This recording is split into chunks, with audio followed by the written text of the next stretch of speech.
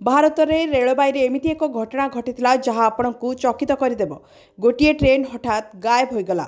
आउ 43 वर्ष पर यार पत्ता मिलता। यही ट्रेन निखोज होबार 43 वर्ष पर 3100 किलोमीटर दूर रे एक स्टेशन रे मिलिला। आपण कौन जानती जे भारतीय रेलबाई यही ट्रेन केउठारु एवं किपरि निखोज होइतिला तापर यह किपरि मिलिला। भारतीय रेलबाईर यही ट्रेन निखोज होबार कहानी जेतिके आकर्षणीय यह मिलिबा परे सृष्टि होइतिबा हंगामा सेतिके आकर्षणीय।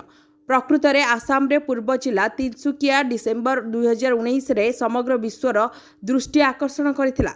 जेतेबेले अमेरिकीय महाकाश संस्था नासार उपग्रह गुड़िक एशिया आफ्रिका क्षेत्र में जंगल आवरणर एक मानचित्र प्रस्तुत करुथिले।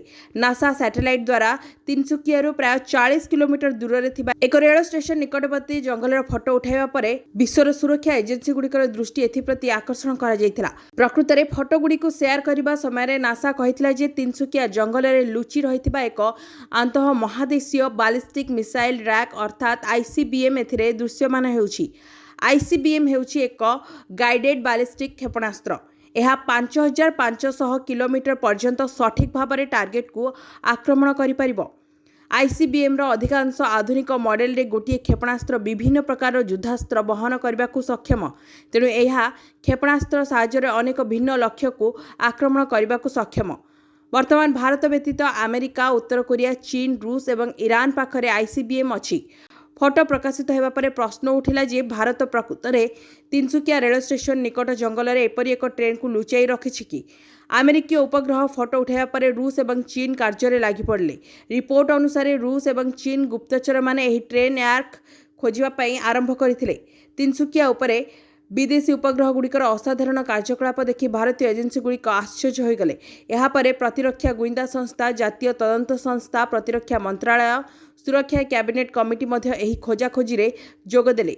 भारतीय एजेंसी गुड़िकर तदंतर जनापड़ा जे चित्र रे उल्लेख करा जायतिबा स्थान रे अर्थात तिनसुकिया रेल स्टेशन निकट जंगल रे एक ट्रेन रैक प्रकृत में उपस्थित अछि। जेतेबेले रेलबाई एही विषय रे अधिक तदंत कला सेतेबेले जनापड़ा जे एही ट्रेन रैक 1976 मसीह महाराष्ट्र अहमदनगर आसाम तिनसुकिया रेल स्टेशन को अणा जाइथिला। यापर यहाकू रेल स्टेशन रु किछि दूर रे थिबा यार्ड रे रखा जाइथिला। यापर इंजिन आउ एक रैक नबाकू गला। जो दिन यह भारतीय ट्रेन अहमदनगर तिनसुकिया पहुंचीला से दिन समग्र अंचल में प्रबल वर्षा होइथिला। सबुठी बन्या पानी जमा हो जाइथिला। एपरिकी तिनसुकिया रेल स्टेशन मध्य किछि फुट पानी रे बुड़ी जाइथिला। रेल रेकर्ड अनुसार ट्रेन टी 16 जून 1976 रे सकाळ 11:08 रे सेठारे पहुंचीथिला। इंजिन को रैक रु अलगा करा जाइथिला। तापरे किछि माल बगी रखिबारे सहायता करिबा पई याकू स्टेशन को फेराई अणा जाइथिला।